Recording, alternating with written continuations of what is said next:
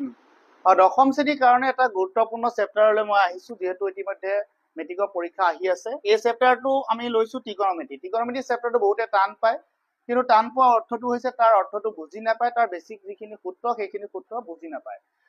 গতিকে মই আজি ত্ৰিকোণমিতিৰ অৰ্থটো হৈছে টি মানে হৈছে তিনিটা, গণ মানে হৈছে বাহু, মেট্ৰন মানে হৈছে যোগ। গতিকে তিনিটা বাহুৰ যোগ, ত্ৰিকোণমিতিৰ অৰ্থটো হৈছে তিনিটা বাহুৰ যোগ। এতিয়া আমি ত্ৰিকোণমিতি তিনিটা বাহু বুলি ক'লে আমি এটা সমকোণী ত্ৰিভুজ লৈ লওঁ, এ বি চি।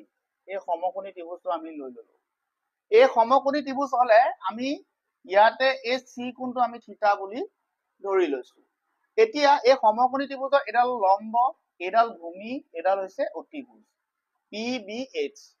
গতিকে ইয়াতে তোমালোকে প্ৰথম এটা বস্তু পাবা সাইন থিতা। বহুতে খেলি মেলি পায়, সাইন থিতা মানে কি? Sine theta. এতিয়া কথাটো হল সাইন থিতা, থিতা বুলি আমাৰ সাইন থিতা, আমি থিতা এই কোণটো থিতা মান বুলি আমি ধৰি লৈছো, থিতা বুলি আমি ধৰি লৈছো। গতিকে সাইন থিতাৰ ফৰ্মুলাটো হৈছে P by H. P by H অসমীয়াত কোৱা হৈছে লম্ব বাই অতিভুজ। অতিভুজ। আৰু ইয়াক কি হয়? পেহা, পেহা বুলি কোৱা হৈছে, পেহা বুলি আমাক কোৱা হৈছে। কসাইন থিতা মানে হৈছে পি বাই এইচ, ইয়াক আমাৰ পেহা বুলি কোৱা হৈছে, লম্ব বাই অতিভুজ। কস থিতাটো হৈছে আমাৰ বি বাই এইচ, বহা, বহা মানে ভূমি বাই অতিভুজ, ভূমি বাই অতিভুজ, পেহা, বহা। তাৰ পিছত আহিব টেন থিতা। টেন থিতাৰ ফৰ্মুলা হৈছে পি বাই বি। এইটো হৈছে পাবা, মনত ৰখা কৌশলটো হৈছে পাবা। এইটো কোৱা হয় লম্ব বাই ভূমি। কথাটো বুজি পালা?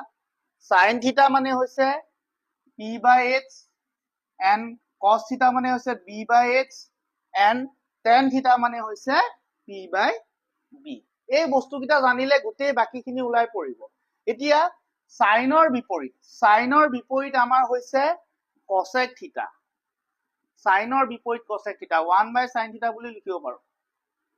আমাৰ ওলোটাটো ইয়াত কি আছে? পি বাই এইচ দিয়া আছে নে নাই?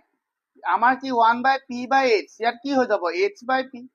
তেনেকে কসৰ বিপৰীতটো হ'ব সেক থিতা, 1 বাই কস থিতা মানে কি হ'ব? 1 বাই কস থিতা। কস থিতাৰ বিপৰীত মানে কি আছে? বি বাই এইচ, গতিকে কি হ'ব? এইচ বাই বি। ঠিক তেনেদৰে আমাৰ কি হ'ব? টেন থিতা। টেন থিতাৰ বিপৰীত হৈছে কট থিতা, 1 বাই টেন থিতা। টেন থিতা আমাৰ কি দি আছে? 1 বাই P, P by B by H. এই বস্তুকেইটা মানে সাইনৰ ওলোটাটো হৈছে কসেক থিতা। আমি যদি চাবলৈ যাওঁ সাইনৰ ওলোটাটো হৈছে কসেক থিতা। তেনেকে আমাৰ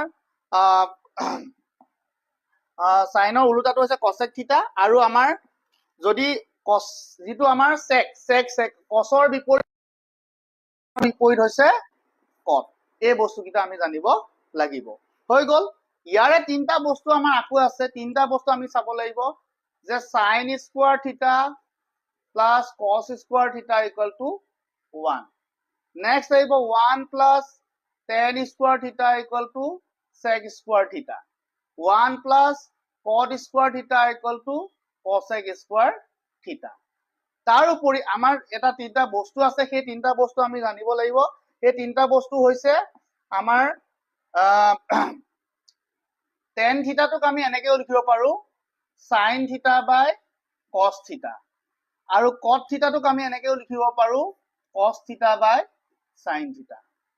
এতিয়া মূল সূত্ৰকেইটা এইটোৱে, আমাৰ sin square theta plus cos square theta equal to 1, 1 plus tan square theta equal to sec square theta, 1 plus cot square theta equal to cosec square theta. এই গোটেইকেইটা সূত্ৰ খুব বেছি কেইটা? 5টা। এই 5টা সূত্ৰ জানিলে গোটেই 10ৰ অংকখিনি কৰিব পাৰিবা। মই ভাবো এইখিনি আছে বেসিক নলেজ। এই বস্তুখিনি মনত নাৰাখিলে তেতিয়াহলে ত্ৰিকোণমিতি কৰিব নোৱাৰিবা। আৰু ত্ৰিকোণমিতি চেপ্টাৰৰ মূল বস্তুখিনি হৈছে এইখিনি। আজি ভিডিঅ'টো ইমানতে সমাপ্ত কৰিছো। ধন্যবাদ।